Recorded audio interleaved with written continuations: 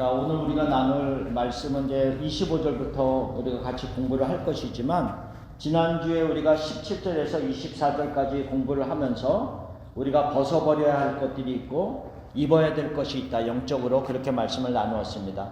그러니까 지난주에 공부한 거는 본질적인 변화에 대한 이야기를 했어요. 우리가 전에는 생명이 없었는데 그리스도 안에서 생명을 얻게 된 본질적인 변화를 이제 얘기했고, 오늘은 본질적인 변화를 받은 사람들이 구체적으로 우리의 삶 속에서 어떤 것들이 변화된 모습이 나와야 되는가에 대한 이야기를 하고 있는 겁니다. 그래서 우리가 지난주에 공부한 그 마지막 구절들을 보면, 특별히 22절에서 24절까지의 말씀을 보면, 다시 제가 읽어보겠습니다. 너희는 유혹의 욕심을 따라 썩어져가는 구습을 따르는 옛사람을 벗어버리고, 그러니까 우리들의 옛사람을 벗어버려야 된다라는 것을 강조했고요. 그 다음에 24절은 하나님을 따라 의와 진리의 거룩함으로 지으심을 받은 새 사람을 입으라. 그래서 벗어버려야 될 옛사람의 구습, 그 다음에 입어야 될 새 사람의 모습들.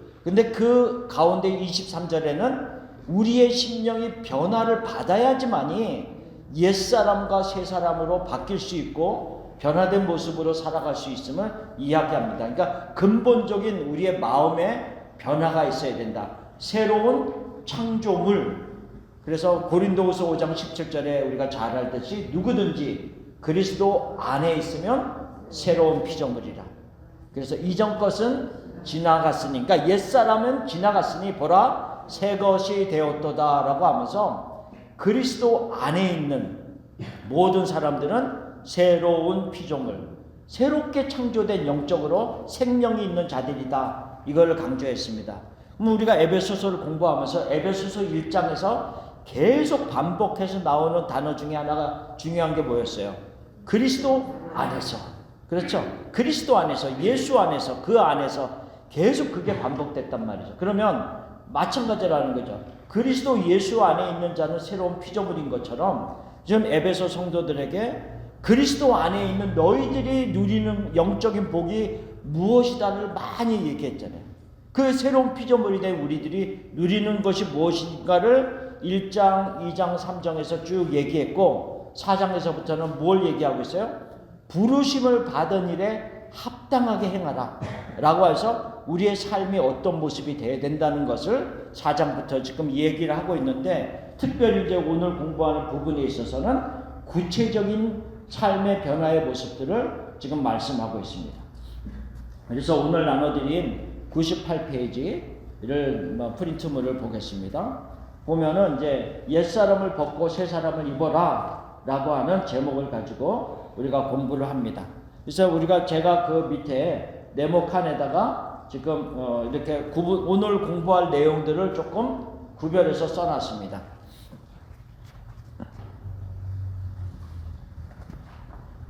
자, 우리가 성경 구절이 있고요. 그 다음에 벗어버릴 옛사람이 있고 입어야 될 새 사람이 있습니다. 그리고 이유와 결과에 대한 이야기를 하고 있는데, 일단 제가 한번 읽으면서 얘기하고 그 다음에 다시 한번 설명을 하겠습니다. 4장 25절에 보면 우리가 버려야 될 것은 거짓을 버리라 라고 얘기했습니다. 입어야 될 것은 뭐예요? 참된 말을 하라. 거짓을 버리고 참된 것을 해야 되는 이유는 우리가 서로 지체이기 때문에. 자, 지체라는 말은 어디서 나왔죠? 에베소서 1장 끝부분에 보면 우리가 같이 교회이다, 몸된 그리스도의 몸된 교회, 지체다라고 하는 말을 이야기했습니다. 그래서 우리가 서로 지체이기 때문에 거짓을 버리고 참된 말을 해야 된다라고 하는 것을 이야기했습니다. 자, 그러면 그거부터 합시다. 그러면 그 밑에 제가 1번 이렇게 가로하고 1번을 써놨잖아요. 그 의미는 뭐냐면 밑에 보면 1번 해갖고 제가 조금 이렇게 설명을 해놨습니다. 그 밑에 박스 밑에 보면 1 해갖고 25절, 그런즉 거짓을 버리고 각각 그 이웃과 더불어 참된 것을 말하라. 이는 우리가 서로 지체가 됨이라 라고 하면서 그 다음 페이지에 조금 제가 설명을 더하면서 뭐라고 써놨냐면, 마귀는 그 진리가 그 속에 있지 아니하기에 늘 거짓을 말하며 미혹한다 라고 하면서 요한복음 8장 2절, 3절, 4절에 보면은 마귀에 대한 설명을 하고 있습니다. 그러면서 마귀는 그 속에 진리가 있지 않다. 진리가 없기 때문에 늘 그가 말하는 것은 거짓을 가지고 사람들을 미혹한다 이렇게 썼습니다. 그래서 마귀는 거짓의 아비다 이렇게 얘기했어요. 창세로부터 아담과 하와를 미혹할 때 어떤 말로 미혹했습니까? 이 선악을 알게 하는 나무의 실과를 먹으면 하나님과 같이 된다. 하나님과 같이 눈이 밝아진다라고 얘기하면서 죽지 않는다. 죽지 않는다. 이렇게 얘기했어요. 그러니까 하나님이 말씀하시면 너가 이것을 먹으면 정령 진짜 죽는다라고 얘기했지만 그러나 마귀는 비슷한데 다른 말을 섞는 거죠. 비슷한데 다른 말을 섞어서 미혹한 것처럼 늘 거짓으로 그것을 얘기하는 것이 거짓의 아비인 마귀의 속성이다라는 거죠. 우리가 거짓말을 하는 것. 그래서 우리의 삶 속에서 가지고 있는 탐욕에서 나오는 거짓들이 있어요. 우리의 마음 탐욕에서 나오는 이 거짓들을 우리가 벗어버려야 된다라고 하면서 참된 것을 말하라 라고 하는 것을 이야기하고 있습니다. 로마서 1장 25절을 보면 이렇게 써 있습니다. 이는 그들이 하나님의 진리를 거짓 것으로 바꾸어 피조물을 조물주보다 더 경배하고 섬김이라. 주는 곧 영원히 찬송할 이시로다 라고 하면서 로마서 1장 25절에 무엇에 대한 근본적인 얘기를 하고 있냐면 거짓말이 우리의 실생활에서 일어나는 자그마한 거짓말도 있을 수 있겠지만 대표적인 큰 거짓말이라는 것은 결국 뭐냐면 하나님의 자리에 거짓 것을 세워놓고 그를 섬기는 그것이 가장 큰 거짓이다. 그것이 마귀에게 미혹된 결과의 모습이다라고 하는 것을 말씀을 하고 있는 겁니다. 그래서 우리의 삶 속에서 거짓을 버려. 내가 가지고 있는 어떤 죄악된 부패된 마음에서 나오는 거짓들을 버려야 된다라고 하는 것을 이야기를 하고 있습니다. 자, 그러면 두 번째로 칸에 보면은 우리가 벗어버려야 될 옛사람은 무엇이라 그랬어요? 분을 내는 거예요. 분을 내면서 죄를 짓는 거. 근데 입어야 될 새 사람은 뭐 조금 그럴 수 있지만 어쨌든 분을 내어도 죄를 짓지 말고 해가 지도록 분을 품지 말라 이렇게 얘기했습니다. 그 이유는 뭐예요? 마귀에게 틈을 내어줄 수 있기 때문에 그것이 26절 27절에 있는 말씀입니다. 그래서 분을 내어도 죄를 짓지 말며 해가 지도록 분을 품지 말라 라고 하면서 내가 그 분노함에 계속 머물러 있게 되면 결국 그 틈을 노리고 마귀가 역사를 하기 시작한다는 거죠. 그래서 마귀에게 틈을 주지 말라라고 하는 것을 말합니다. 근데 여기서 질문이 하나 있어요. 분을 내어도 죄를 짓지 아니할 수 있을까요? 우리 안에 분노가 일어나는데 죄는 안 져. 힘들죠. 그러니까는 뒤에 나오면 분내는 것 자체를 하지 말도록 합니다. 그러나 우리의 느낌, 우리의 어떤 감정적이 있기 때문에 어떤 상황이 닥치게 되면 화가 나고 불쾌하고 여러 가지 감정이 있을 수 있어요. 그렇죠? 있지만 내가 그 순간 이제 나중에 그런 설명들을 제가 조금 할 겁니다. 그때 내가 어떻게 내 감정을 조절하고 또한 무엇을 내가 더 선택하며 의지할 것인가에 대한 싸움을 늘 한다는 거죠. 이 거짓과 분냄은 어떻게 보면 타락한 인간에게 있어서 가장 나오는 모습들이에요. 그래서 아담과 하와가 타락을 했죠. 죄를 지으면서 넘어졌단 말이죠. 그 다음에 가인과 아벨이 형제들이 이제 태어났어요. 태어났는데 그때 어떤 일이 있었습니까? 결국은 하나님께 제사를 드렸는데 하나님께서 아벨이 드린 제사는 내가 받았지만 가인과 그의 제사는 받지 않았다 그랬어요. 예. 그랬더니 가인이 어떻게 됐습니까? 심히 화가 났어요. 너무 분노했어요. 그러니까는 왜 하나님이 내 제사를 안 받았을까에 대한 돌이키는 모습이 아니라 자기가 드린 제사를 받지 않았다는 그것 때문에 너무 분했어요. 너무 분했어.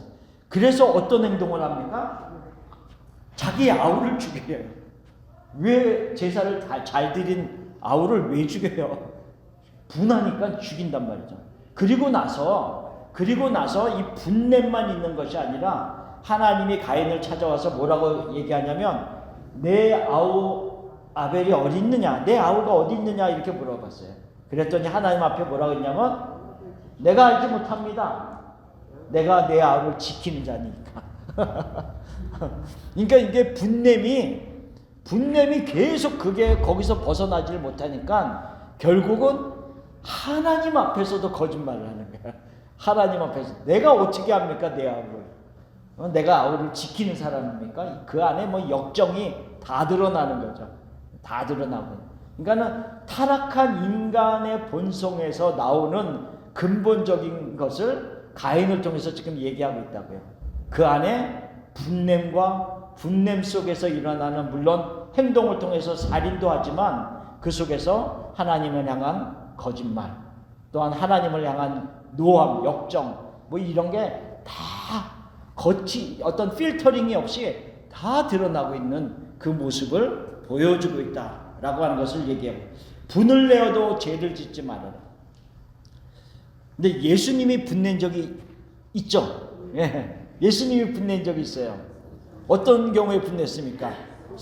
성전에 들어왔는데 성전이 그냥 강도의 소굴이 된 그 모습을 보면서 너무 분이 났습니다. 그러니까 의분이라고 그러죠. 의로운 분노라고 했는데 분을 내어서 그 모든 사람을 쫓아낸다고요. 그러면 우리가 질문할 때 그러면 예수님은 그 분노를 통해서 죄를 졌냐 이거죠. 물론 예수님과 우리와는 본능적으로 우리 안에는 죄성이 있기 때문에 다르지만 예수님처럼 우리가 뭐 다 의롭게 분노할 수 있는 상황은 아닐 수 있습니다. 그러나 어쨌든 우리는 그 속에서 한 가지 갑자기 생각났어요. 예를 들면 부부가 열심히 지금 싸웠어. 막 씩씩거리고 있어. 씩씩거리고 있는데 갑자기 전화가 왔어요. 전화를 딱 받았는데 목사님이 전화가 왔어. 목사님 안녕하세요. 갑자기 내가 탁 절제가 돼. 물론 조금은 드러나는 모습이 있을 수 있지만 내가 내 심정을 그때 컨트롤할 수가. 그 말의 의미는 뭐냐면 내가 막 분노를 일어날 때 내가 어떤 것을 딱 붙잡게 되면 절제할 수 있고 컨트롤할 수 있는 상황은 될 수 있다는 거죠. 근데 내가 그렇게 안 하는 거예요. 내 죄성이 그거를 허락을 안 하는 거예요. 내 분노를 떨쳐버리는 거예요. 그래서 우리가 보통 내가 누군가가 나를 한 대 딱 때리면 내가 그 사람 한 대만 때리냐고. 아니죠. 한 대만 때리면 내 성이 안 차. 인간의 본성은 내가 한 대 맞으면 막 때려야 성이 차. 분노가 없어지는 것과 같이 우리 안에는 이 죄성이 있다고. 죄성. 그래서 이 분을 내어도 죄를 짓지 말라고 하는 것을 사도 바울이 이야기하고 있습니다. 자, 그러면서 그 밑에 제가 사무엘상 18장 7절에서 9절에 어떤 말씀을 써놓으면서 사울의 예를 썼습니다. 사울 왕.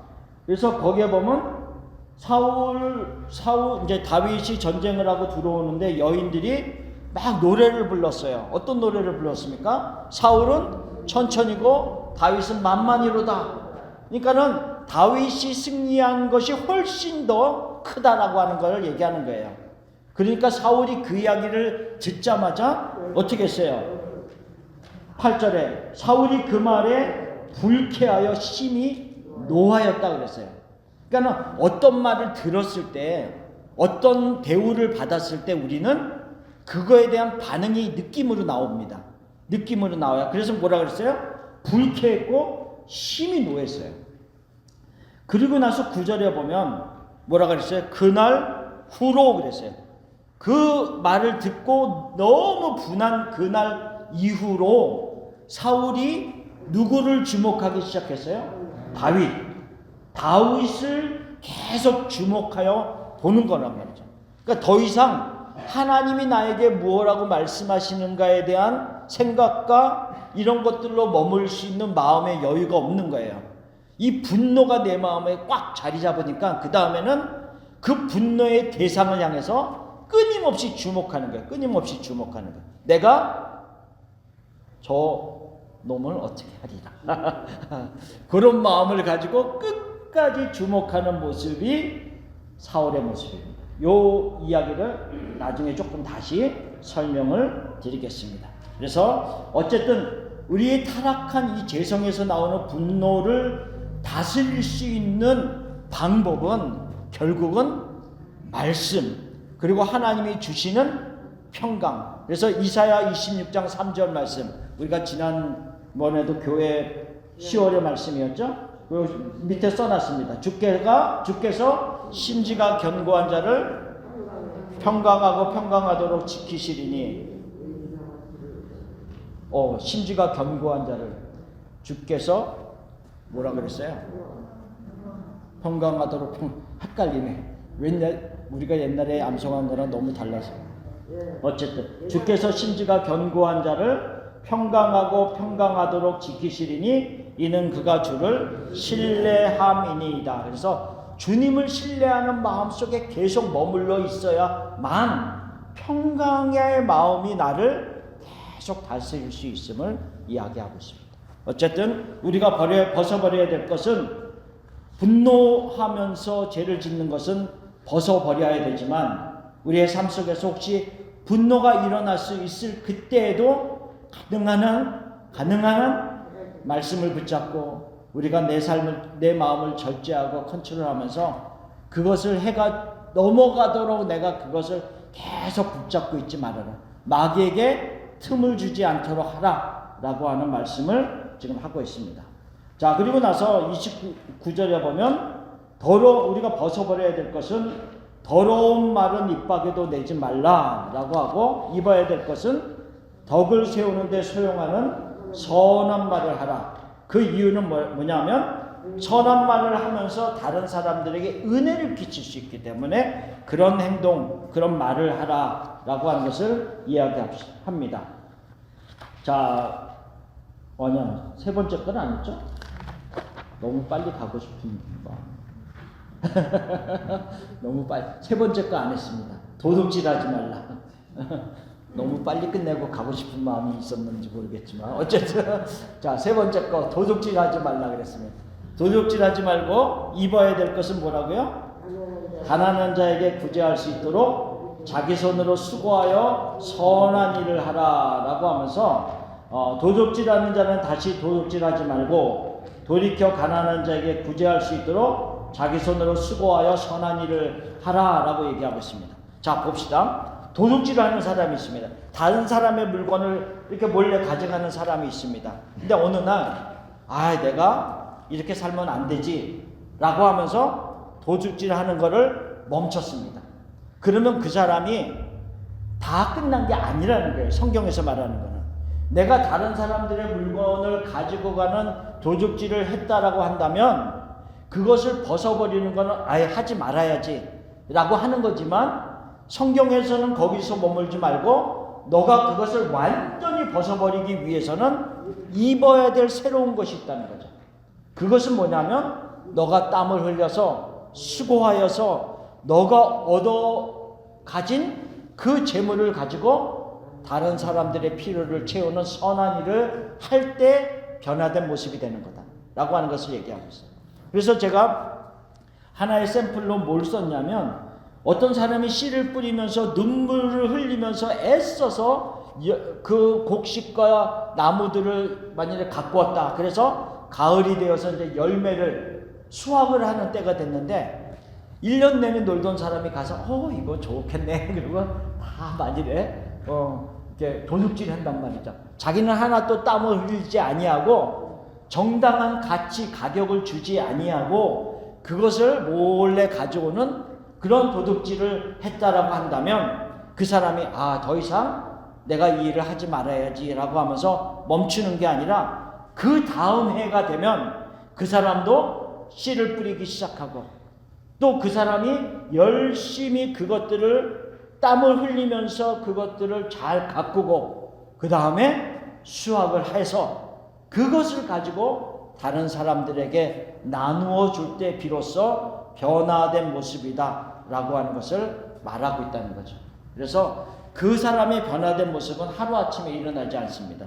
우리가 보통 일반적으로 얘기할 때 변화된 모습, 내가 이것을 그치고 내가 변화된 모습으로 나아가겠다라고 하나하나 습성들을 바꿔나갈 때 최소한 6주나 또한 그 이상의 시간이 걸린다고 합니다. 그러니까 최소한 6주나 그 이상의 시간이 계속 그거를 반복할 때 나의 것이 된다는 거죠.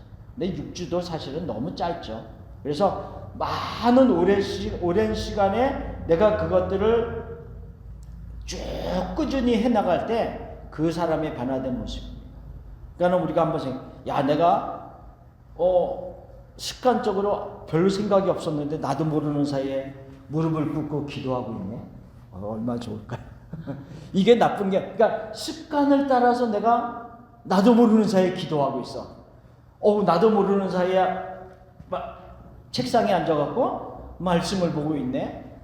이렇게 되기까지는 얼마나 많은 시간 동안 내가 그것을 했어야지만이 가능한 습관이 된다는 거예요.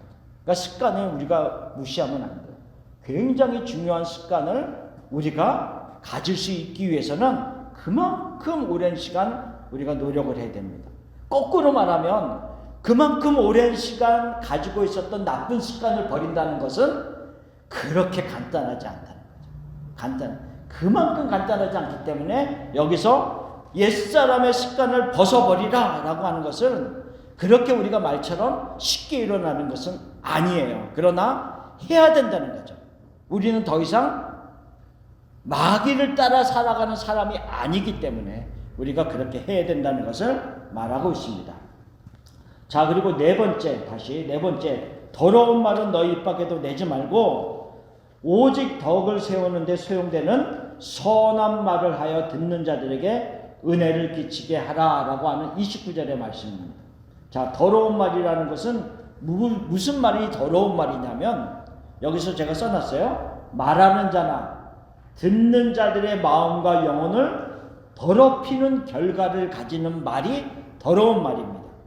그래서 그 헬라어에 더럽다라고 하는 헬라어의 사프로스라고 하는 말의 의미가 썩은 이런 거예요. 부패한, 그 저질이다, bad quality다, 너무 저질이다라고 하는 그런 어떤 말들, 그리고 악취가 난다라고 하는 말의 의미를 갖고 있어요. 이 사프로스가.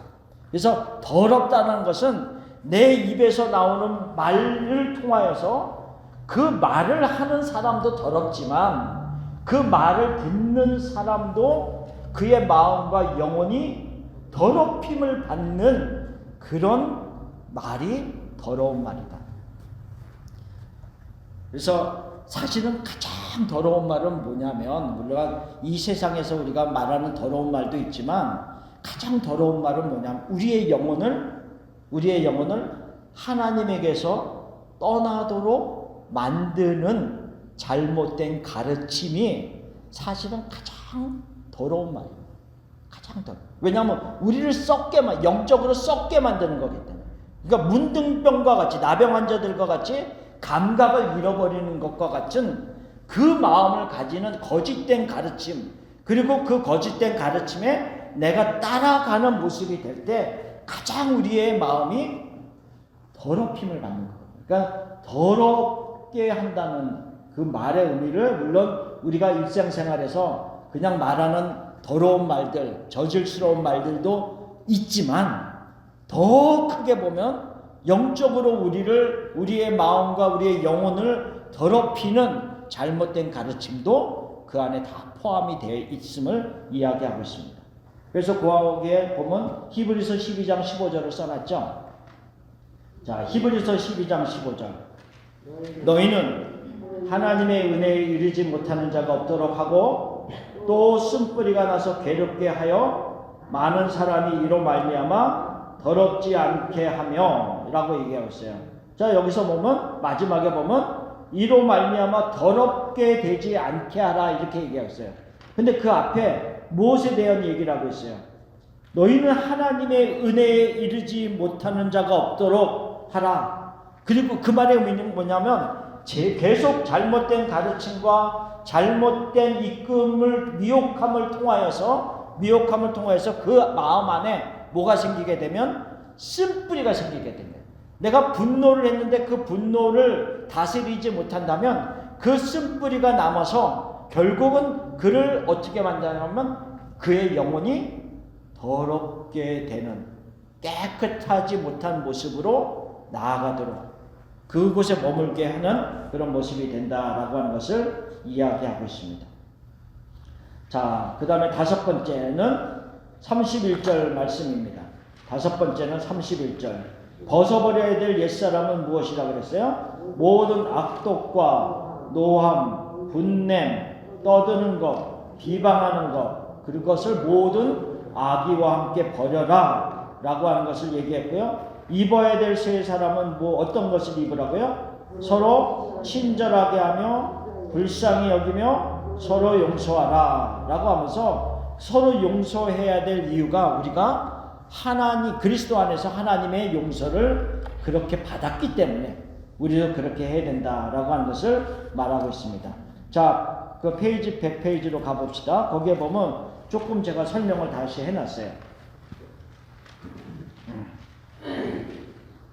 자, 여기에 보면 모든 악독, 노함, 분냄, 떠드는 것, 비방하는 것을 버리라고 그랬는데 악독이라고 하는 말을 뭐라고 써놨냐면 이게 헬라어가 픽리아라고 하는 말인데 날카로운 신맛을 나타내는 용어입니다. 즉 무슨 의미냐? 내 안에 어떤 원한이 있는데 그것을 계속 내가 마음에 품고 화해하기를, 그 사람과 화목하기를 거절하는 모습을 얘기하는 거예요. 여기서 말하는 악독이라는 것은, 그러니까는 내가 내 마음속에 복수심 같은 거, 원한 같은 걸로 내가 끝까지 가지고 있으면서 그 사람과는 내가 화해하고 싶지 않아. 나는 그 상태로 머물러 있는 것은 악독. 그 악독을 버리라 라고 하는 것을 말하고 있어요. 자, 떠드는 건 뭐예요? 우리가 말하는 그냥 막 떠드는 거예요? 그냥 그런 게 아니라 여기서 분노를 다스리지 못하고 소리를 지르는 걸. 그러니까 그 안에 분노가 있는데 이 분노가 너무 막 나오니까 어떻게 해요? 우와! 그냥 소리만 질르나요? 발로 빵 차고 주먹으로 치고. 그러니까는 이 떠드는 거 안에는 내가 분노함으로 인하여서 막 표출되는 나의 행동들, 그런 모습들을 얘기하는 겁니다. 그렇죠? 그래서 벽이 많이 이렇게 찌그러진 집이 많이 있어요. 분노하면 팍 벽쳐갖고. 그러니까 우리가 뭐 젊을 때나 그러는 거죠. 어쨌든 떠드는 것. 자, 떠드는 것이 그런 의미다라고 하는 것을 얘기합니다. 자, 비방하는 것은 무슨 의미냐? 모욕하는 말들, 명예훼손, 타인에 대한 중상모략을 얘기하는데 그 의미가 헬라어적으로 무슨 의미를 가지고 있냐면요. 저 사람이 올바른 행동을 했는데 내가 그 사람이 싫어. 그 사람 자체가 싫어. 그러면 내가 그 사람이 올바른 행동을 했음에도 불구하고 아니야, 저거 잘못했어. 이렇게 얘기하는 거. 그게 이걸 얘기하는 거예요. 그러니까 그 사람에 대해서 비방한다는 게 그 사람이 옳은 일을 했어도 싫고 잘못된 일을 했으면 더 잘못했고 그거예요. 비방한다는 거는. 그러니까 결국은 뭘 해도 싫어. 뭘 해도. 그러니까는 그 비방하는 거. 그 사람에 대해서 그냥 중상모략하는 거죠. 싫은 거예요. 무조건 싫어. 그래서 결국은 이 모든 악독과 떠드는 것과 비방하는 것, 이게 다 연결이 되어 있음을 알 수 있죠. 그렇죠? 저 사람에 대해서 내가 분노가 있어. 악한 마음이 있어. 원수 같은 복수심이 있어. 그러면 화해하고 싶지 않고, 화해하고 싶지 않으면 그 사람이 하는 모든 행동이 다 싫고, 그러다 보면 비방하게 되고 하는 여러 가지 얘기들. 그러면 내 분노함으로 인해서 여러 가지 행동들이, 떠드는 행동들, 뭐 여러 가지 말들, 이런 게 다 나온다라고 하는 것을 이야기하고 있는 겁니다. 자, 그 다음 페이지. 오늘은 그냥 쭉쭉 나갑니다. 일단은 자, 그러면 32절에 우리가 입어야 될 것에 대해서 얘기하고 있는데, 입어야 될 것은 무엇이냐? 서로 친절하게 하라, 이렇게 얘기했어요. 근데 이제 우리가 지금 개역 개정 쓰는 그 성경은 친절하게라고 했지만, 그 전에 우리가 쓰던 개역 한글에는 인자하게, 서로 인자하게 하며 이렇게 얘기했어요. 여기서 말하는 인자라는 말이 히브리어는 헤세드라고 하는 말입니다. 그리고 헬라어로는 크레스토스라고 하는 말로서 어떤 하나님의 사랑, 이런 의미를 얘기하고 있습니다. 하나님의 사랑과 같은 하나님의 성품으로 그 사람을 품고 친절하게 대하고 함께하라 라고 하는 말로서 친절하다. 우리가 뭐 일반적으로 친절하다 이런 의미로 생각해도 무난합니다. 그렇지만 더 나아가서는 하나님의 성품을 가지고 그 사람을 더 인자하게 사랑으로 대하라 라고 하는 것을 얘기하고 있고요. 그런 마음이, 하나님의 성품이 내 안에 있으면 어떻게 나오겠어요? 불쌍히 여기는 마음이 나온다는. 다른 영혼을 보면서 불쌍히 여기는 마음이 나오는데, 그 불쌍히 여긴다는 말의 의미가 뭐냐면 내 마음 깊숙한 곳에서부터 나오는 진심 어린 말을 얘기하는 거예요. 이 헬라어 의 의미가 내 내부에 있는 뭐 내장들, 간, 폐, 뭐 이런 그런 의미를 가지고 있어요. 그래서 그 안에서 나오는 내 마음을 얘기할 때 여기서 불쌍히 여긴다라고 하는 것을 얘기합니다. 그러니까 우리 한국말에도 그런 어느 사람에 대해서 너무 사랑하는데 그 사람이 잘못되었을 때 애가 끊어질 정도로 뭐 이렇게 표현이 있잖아요. 그러니까 너무 불쌍한 것, 안타까운 마음이 있는 거죠. 그런 마음같이 이 헬라어도 같은 거예요. 우리의 어떤 이 내부 안에 있는 어떤 그런 안에서 나오는 그런 모습을 얘기하고 있습니다. 자, 용서하라.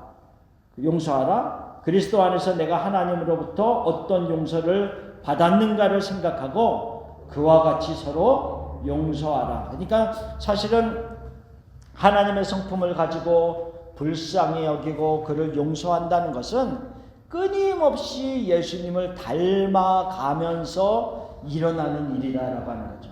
그러니까 우리가 사과나무를 심어서 조그만 열매가 맺혔을 때 바로 따먹으면 맛이 있나요? 없어요. 사과는 사과인데 맛은 너무 떫단 말이죠. 그렇죠? 마찬가지라는 거죠. 그러니까 그렇지만 우리가 그런 조그만 사과라도 안 맺히면 안 되겠죠.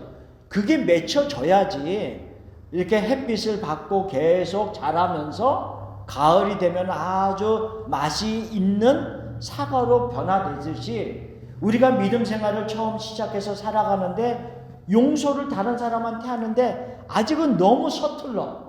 그렇지만 있어야 된다는 거예요.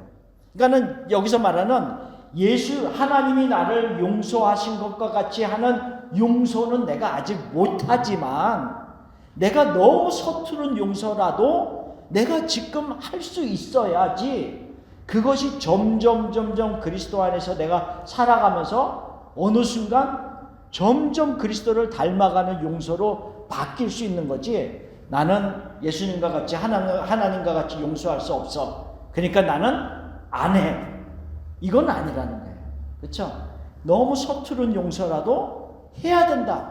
말씀을 의지하면서 시작을 해야 된다. 내 마음을 컨트롤하면서 내가 의지적으로도 그것을 입어야 된다라고 하는 것을 말하고 있는 겁니다. 자, 처음으로 다시 돌아갑시다. 박스 있는 대로. 자, 박스 있는 대로 다시 돌아가면, 자, 그것을 다시 이제 우리가 쭉 나눈 거를 생각하면서 내가 벗어버려야 될 옛사람의, 구습을 쫓는 옛사람의 모습들은 무엇인가? 입어야 될 하나님을 따라가는 그 의와 거룩함으로 지으심을 받은 새 사람의 모습은 무엇인가를 우리가 늘 이렇게 생각을 해봐야 된다는 거죠. 그래서 거짓을 버리고 참된 말을 하고, 분을 내어도 죄를 짓지 말고 해가 질 때까지, 해가 넘었을 때까지 내가 그것을 품고 계속 머물러 있으므로 마귀에게 틈을 주지 말아야 되고, 도둑질하는 자들은 그 도둑질하는 것을 멈출 뿐만 아니라 이제는 내가 땀을 흘리며 수고해서 우리가 얻은 것을 가지고 다른 사람들의 필요를 채울 수 있는 선한 모습으로 변화되어지고, 이제는 다른 사람들의 영혼과 마음을 더럽게 만드는 그런 말이 아니라 덕을 세우는, 그 사람이 믿음 안에서 더 견고하게 세워질 수 있는 덕을 세우는 좋은 선한 말을 해서 은혜를 끼치게 하고, 그 다음에 악독과 노함과 분냄과 떠드는 것과 비방하는 것을 모든 악의와 함께 버리면서 오히려 이제는 하나님의 성품을 닮아가면서 내 안에 사랑과 용서와 불쌍히 여기는 마음이 계속 생기도록, 아직은 서툴다 할지라도, 아직은 너무나도 약한 모습이라 할지라도 한 발짝 한 발짝 우리가 그 행동을 해 나가야 된다. 그리고 우리는 더 원숙한 모습으로 우리는 그런 모습이 되어야 된다라고 하는 것이 32절까지의 말씀입니다. 물론 제가 그 밑에 5장에 있는 얘기도 잠깐은 써놨어요. 그냥 우리가 5장을 공부할 때 다시 얘기하겠지만, 여기서 벗어버려야 될 것은 누추함과 어리석은 말이나 희롱의 말을 버리고 오히려 감사하는 말을 하라. 왜? 우리는 빛의 자녀이기 때문에 라고 하는 말을 하고요. 5장 18절에 보면 술 취하지 말라. 이는 방탕한 것이니 오직 성령의 충만을 받으라. 성령의 충만함을 받으라라고 해서 입어야 될 것은 성령 안에서 충만한 모습으로 살아가야 되는 그런 모습입니다. 자, 그런데 우리가 이것을 쭉 공부했는데, 자, 맨 마지막 페이지로 가서 우리가 조금 정리해야 될 부분이 있습니다. 왜냐하면 우리의 삶에서 일어나는 문제들이 많이 있어요. 우리가 죄성을 가진 인간이기 때문에 우리의 삶 속에서는 지금 아까 말한 것처럼 벗어버려야 될 그런 많은 것들이 우리 안에서 끊임없이 일어날 때가 얼마나 많은지 모릅니다. 문제들이 있습니다. 근데 그 우리에게 일어나는 문제들을 조금 이해할 수 있는 부분이 필요합니다. 그래서 그 이해하기 위해서는 세 단계로 우리가 나눠서 생각을 해보려고 합니다. 여기서 보면 첫 번째는 어떤 단계가 있다고 그랬어요? 느낌의 단계가 있다고 그랬어요. 두 번째로는 행동의 단계, 세 번째로는 마음의 단계. 자, 101페이지에 보면 그 세 가지의 단계에 대해서 써놨습니다. 자, 느낌의 단계가 있습니다. 느낌의 단계. 어떤 사람이 나를 대했는데 부당하게 대우해서 조금 기분 나쁘게 대했어. 나를 좀 무시하는 것 같았어. 내가 그러면 내 마음의 느낌이 어떻죠? 열받아. 열받죠. 불쾌하고, 뭐야, 나를 이렇게 대? 이러면서 내 마음에 여러 가지 감정이 생기기 시작해요. 이게 느낌의 단계예요. 이게 느낌의 단계. 그래서 내가 처한 환경을 통해서도 그럴 수 있어요. 그러니까 다른 사람이 나를 대했을 때도 내가 그런 어떤 느낌을 가질 수 있지만, 내가 지금 너무 힘들어. 내가 너무, 예를 들면 내가 당장 요번 달 페이먼을 내야 되는데 내 어카운트에 그 페이먼을 낼 수 있는 돈이 없어. 그러면 그 처한 환경으로 인해서 나한테 느낌이 온단 말이죠. 너무 힘이 들어서 막 낙심이 된다든지 우울해진다든지 여러 가지 감정이 들죠. 우리가 뭐 큰 또 병을 가졌을 때도 그런 마음이 왜 안 들겠어요? 너무 걱정이 된다든지 너무 불안하다든지. 그러니까 여러 가지 환경과 또한 다른 사람이 나를 대하는 것을 인하여서 내 안에 느낌이, 감정이 생기기 시작합니다. 그것이 느낌의 단계인데, 이 느낌의 단계를 통해서 우리가 점검해 볼 것이 있어요. 뭐냐면 내가 가지고 있는 평강, 내가 가지고 있는 기쁨, 이런 것들이 무엇을 기반으로 해서 오는 것인가에 대한 점검, 영적인 점검을 할 수 있다는 거예요. 물론 우리가 일시적으로 어떤 것들을 탁 대하면 불쾌하고 무시당하는 것을 들으면 약간 화가 나기도 하고, 뭐 어떤 일로 인해서 불안하고 걱정하고 하는 일들이 있을 수 있겠지만, 그 사람이 그 느낌으로 얼마까지 계속 지속하고 있느냐라는 것은 사람마다 다 다를 수 있거든요. 그렇죠? 내가 가지고 있는 느낌, 내가 너무 불안해 지금. 그러나 그 불안, 무시당한 것 때문에 너무 화가 나. 그런데 그 환행이 그 사람을 어느 기간 동안 계속 붙잡고 있느냐는 그 사람의 영적인 수준과 그 사람이 무엇을 기반으로 해서 기쁨과 평강을 가지고 있는 것인가를 점검해 볼 수 있는 것이 이 느낌입니다. 그래서 아까 우리가 사울 왕에 대해서 얘기했는데 그 사울 왕을 다시 한번 끄집어냅시다. 그 사울 왕이 여인들이 하는 말을 듣고 딱 들으니까 다윗을 더 높여 나보다? 이건 좀 열받기 시작했어요. 열받기 시작해갖고 그 마음에 불쾌하고 심히 노하였다 이렇게 얘기하고 있어요. 불쾌하고 심히 노하였어요. 그 느낌이 있었어요. 그러니까 이 느낌에 있었을 때 사울은 어떻게 계속 그것을 반응하고 있냐면 그날 이후로 다윗을 주목하였더라. 이렇게 나간다. 한번 생각해 보세요. 다윗이 그 당시에 어떤 위치예요? 왕이에요, 왕. 이스라엘의 왕이라고요. 내가 지금 다윗이라고 그랬어요? 죄송합니다. 사울. 제가 이렇게 잘못 말하면 얘기하셔야 돼요. 자, 사울이 그랬단 말이죠. 사울은 그 당시에 왕이었어요. 왕이었는데 그 말의 의미는 모든 이스라엘 백성들을 다스리는 자였고 너무나도 많은 것을 누리는 그런 왕의 위치에 있단 말이죠. 그런데 그 모든 것이 나에게 기쁨으로 만족함으로 안 들어오고 있어요. 지금 뭐 때문에? 다윗 때문에. 다윗과 비교하고 열등감과 그렇죠? 그런 여러 가지 시기 이런 걸로 질투 이런 걸로 인해서 내가 누리고 있는 모든 것들이 감사함으로 들어오는 것이 아니라 내 느낌은 내 감정은 뭐냐면 지금 불쾌하고 노하고 너무 지금 질투가 나고 시기하고 이런 게 완전히 사로잡혀 있는 사울 왕의 모습입니다. 그러니까 그 느낌의 단계에서 행동으로 나오기 시작해요. 그러니까 느낌의 단계에서 두 번째로는 행동의 단계가 있어요. 그래서 그 행위의 단계에서는 이제는 느낌에서 행위로 발전을 하는데 내가 무엇을 기준으로 행동하고 있는가를 보면 하나님을 향한 나의 신실함의 정도를 알 수 있다라고 하면서 자, 그럼 사울이 지금 어떻게 됐습니까? 사울 왕이 심히 노한 이후에는 다윗을 주목하여 보면서 결국 행동을 하기 시작합니다. 그래서 자기가 가지고 있는 창이 딱 갖고 있었는데 다윗이 앞에서 뒷발을 치고 있는데 어떻게 했어요?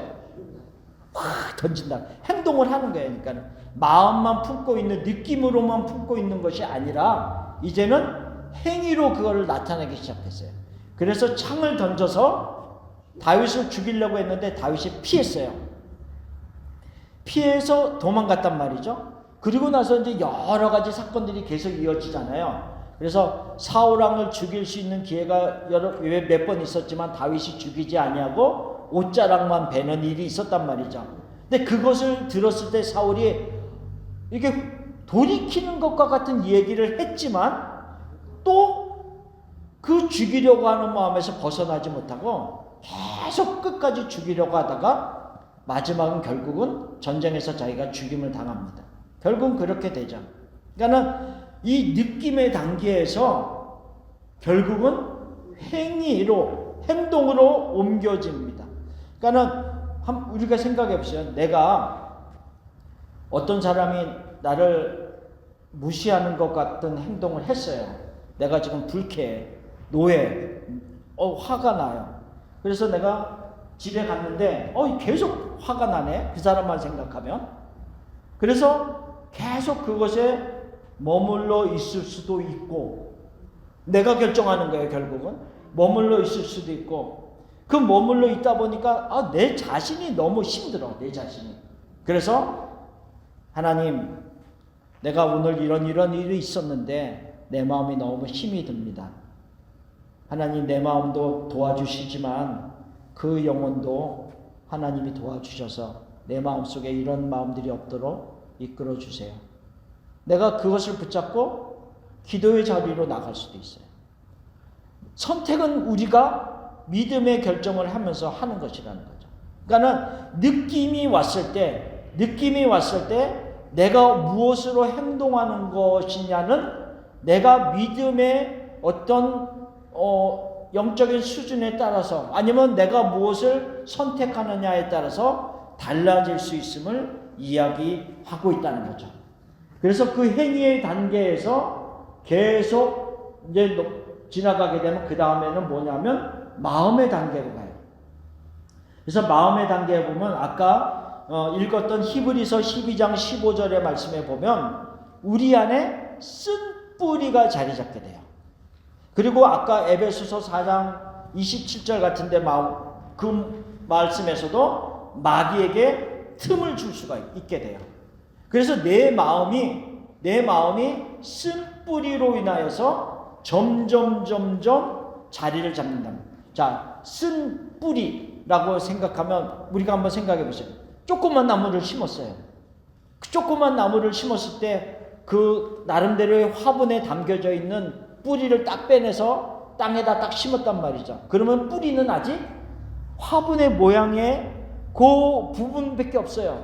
근데 1년, 2년, 3년 지나면 그 뿌리가 어떻게 됩니까? 점점 퍼지기 시작하는 거. 마찬가지라는 거죠. 우리가 쓴 뿌리가 우리의 마음에 처음에는 조그만 뿌리로 자리 잡아요. 근데 이 뿌리를 그냥 남겨두면 결국은 내 마음 곳곳에 다 뿌리를 내리면서 그 다음에는 뽑아내려면 너무 힘이 들게 되는 거죠. 뽑아내려면. 그래도 뽑아야 되지만 너무 힘이 들게 되죠. 그러니까 쓴 뿌리가 우리 안에 깊게 자리 잡지 못하도록 느낌의 단계에서 행위로 넘어올 때 우리가 그것들을 가능한 한 빨리 해결할 수 있는 믿음의 결단들이 필요하다는 거죠. 그래서 아까 에베소 4장에 뭐라 그랬어요? 해가 지도록 분을 품지 말아라. 뿌리를 내리지 못하게 하라. 라고 하는 말씀을 하고 있는 것입니다. 근데 사울왕은 계속 그 불쾌하고 심히 노한 다윗을 주목하는 그 마음에 계속 머물러 있으니까 그 마음에 얼마나 깊이 뿌리를 내렸겠어요. 쓴 뿌리가. 그러니 그 쓴 뿌리 안에 그 마음에 꽉 담겨져 있는 것들이 끊임없이 나오는 거죠. 끊임없이. 그러니까 우리의 문제들도 이런 어떤 세 가지의 단계 속에서 우리가 이해할 수 있어야 됩니다. 내가 다른 사람과의 관계 속에서 일어나는 일들이 있을 때 이것이 왜 시작됐는가를 우리가 생각해 볼 수 있어야 돼요.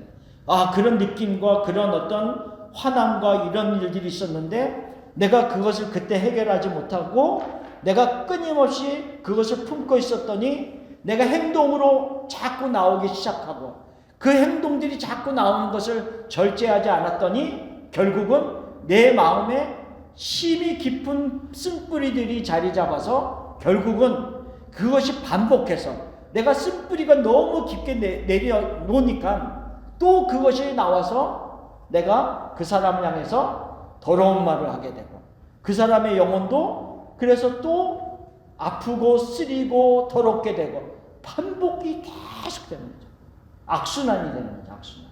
그래서 이 악순환을 지금이라도 끊어야 된다라고 하는 것을 사도 바울이 얘기하고 있는 거예요. 그러니까는 구습을 따르는 옛사람의 습관을 벗어버린다는 게 간단한 게 아니라니까요. 왜? 아니 얼마나 오랫동안 내가 그 구습을 따라 옛사람의 모습으로 살았는데 그 쓴뿌리가 내 안에서 얼마나 깊게 내리고 있는데 갑자기 내가 벗어버려야 되지? 이런다고 되는 게 아니거든요. 그러니까 그렇게 되기 위해서는 피 흘리는 데까지 영적인 싸움을 싸울 수 있는 결단이 필요하다라고 하는 것을 이제 나머지 이제 그 6장에 가서는 그래서 하나님의 전신갑주를 입어라라고 하는 것이 전체적인 말씀을 이야기하다가 마지막 결론으로 그 말씀을 하고 있는 겁니다. 그러니까 영적인 전쟁은 간단하지 않습니다. 그러나 해야 됩니다. 왜? 우리는 더 이상 옛사람에게 속해져 있는 자들이 아니라 하나님을 따라 새 사람이 되었기 때문에, 그리고 우리 안에는 성령이 함께 하시기 때문에.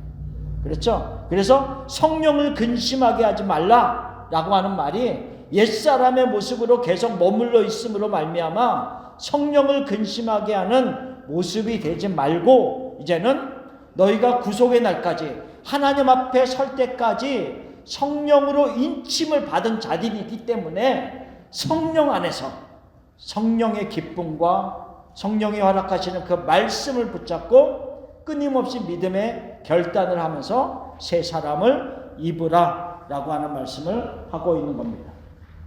한 사람이 예를 더 들면 잘막하게, 우리가 사도 바울의 얘기가 있잖아요. 지금 사도 바울이 지금 에베소서를 쓰고 있지만, 사도 바울이 사도행전 우리가 16장 같은 데 보면 빌립보라고 하는 도시에 가서 복음을 전하려고 했는데, 복음을 전했는데 많은 사람들이 막 받아들이고 막 모여들고 너무 좋고, 이런 모습 이전에 무슨 모습이 있었어요?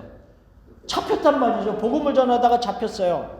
잡혀갖고 매를 많이 받고 발을 착고에 차여서 감옥에 넣었어요. 얼마나 억울합니까? 내가 뭐 나쁜 짓 하다가 잡힌 것도 아니고 예수님 전하다가 잡혔는데, 어떻게 보면 더 열날 수도 있어요. 내가 하나님, 아니 나를 좀 안 도와주세요. 내가 복음을 전했는데, 내가 열심히 복음을 전했는데 내가 결과는 이게 뭡니까? 내가 열심히 믿음 생활했는데 내 결과는 뭡니까? 내가 그냥 병이 있고 내 몸이 약하고 경제적으로 힘들고 여러 가지 상황은 안 좋고 내가 열심히 주님 섬겼는데 이게 뭡니까? 라고 하면서 분할 수도 있지만, 사도 바울이 신라가 같이 감옥에 갇혀서 밤에 그들이 기도하고 하나님을 찬양했다 그랬어요. 그랬는데 제수들이 듣더라 이렇게 했어요. 저 사람들은 뭐가 좋아서 이렇게 기도하고 찬양하지? 그러니까는 느낌의 단계에서 그 어려운 환경과 이럴 때 느낌에 대한 억울하고 슬프고 화나고 할 수 있는 느낌이었지만, 그들의 행위는 어떻게 나오기 시작했어요? 하나님께 기도하고 찬양하는 그 행위로 나온단 말이죠. 참 어메이징합니다.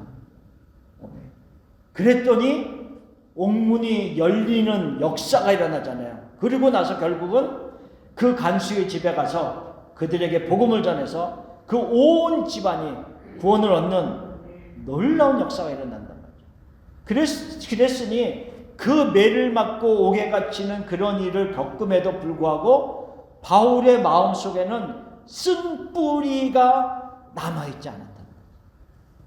하나의 다른 예입니다. 그러니까 성경을 우리가 이 느낌의 단계와 행위의 단계와 그리고 뭐 그럼으로 인해서 그의 마음의 단계가 어떻게 진행되고 있는가를 보면서 우리가 성경의 인물들을 이렇게 살펴보면, 아, 이 사람은 이런 느낌에서 이런 행위를 했구나, 그리고 그의 마음은 어떤 모습이었겠구나 라는 것을 짐작해 볼 수가 있다는 거죠. 마찬가지로 우리들도 각자의 마음을 그렇게 점검해 볼 필요가 있다는 거예요. 내가 왜 계속 이런 행동을 할까? 그 이전에 느낌의 단계에서 나는 어떻게 이것을 처리했는가를 볼 수 있어야 된다는 거죠.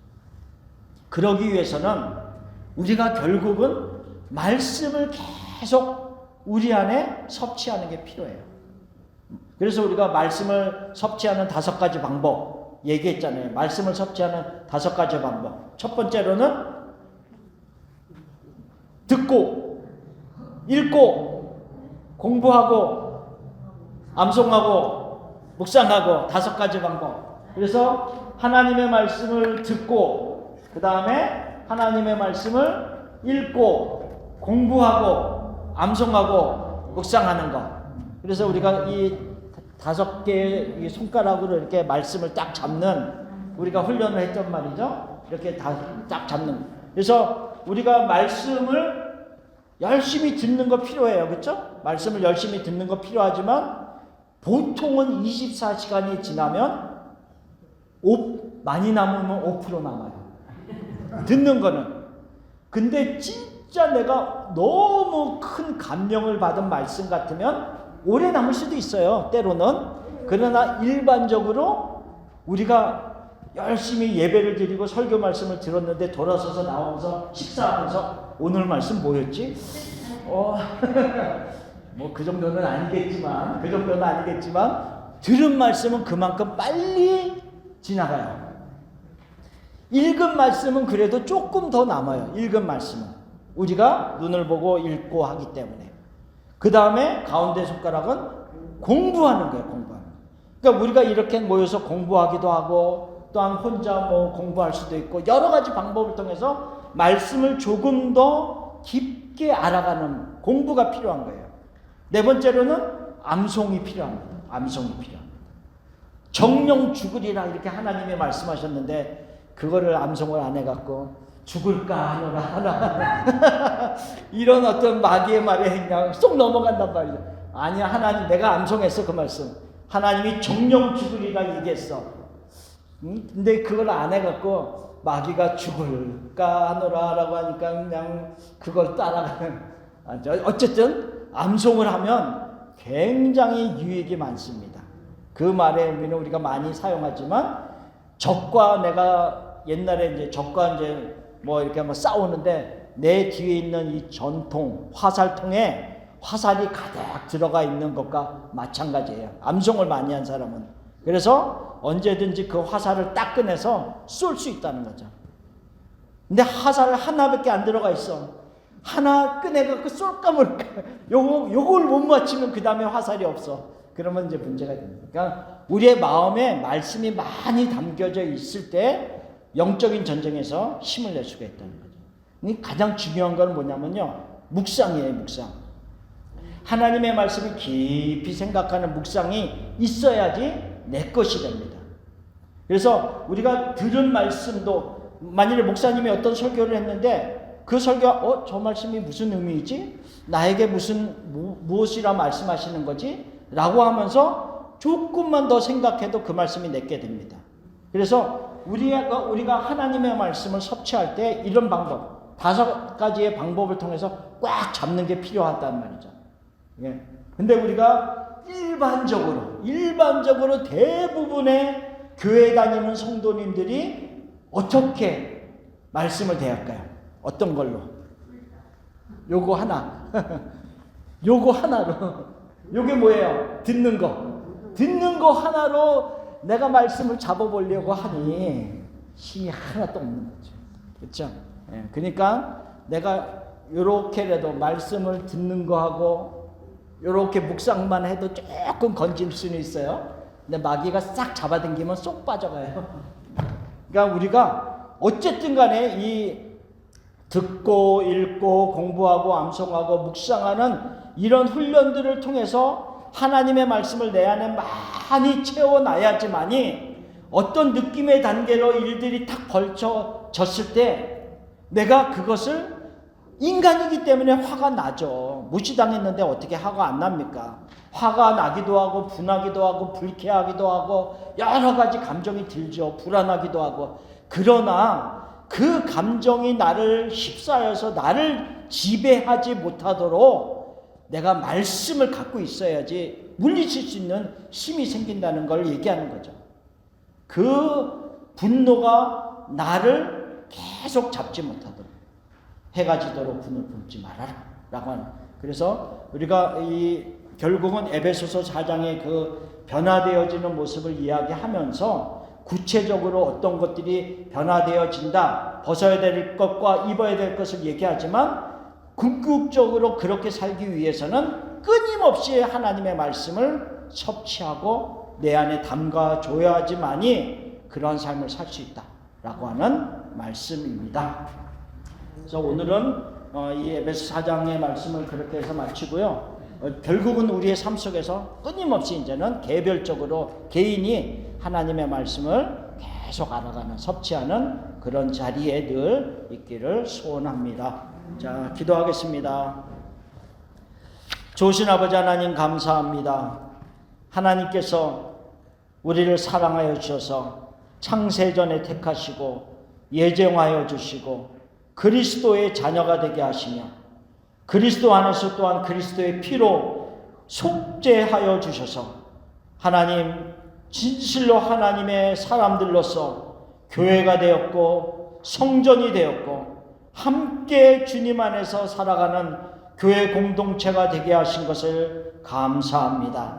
하나님, 우리의 삶 속에서 하나님이 우리를 교회로 성전으로 부르셨는데 그 부르심에 합당한 삶을 살아갈 수 있도록 도와주시옵소서. 우리 스스로도 결단할 수 있게 하시고 말씀을 더욱 하나님의 말씀을 더욱 사모하면서 나아가는 영적인 모습들이 되도록 이끌어 주시옵소서. 감사합니다. 감사합니다. 예수님의 이름으로 기도합니다. 아멘. 감사합니다.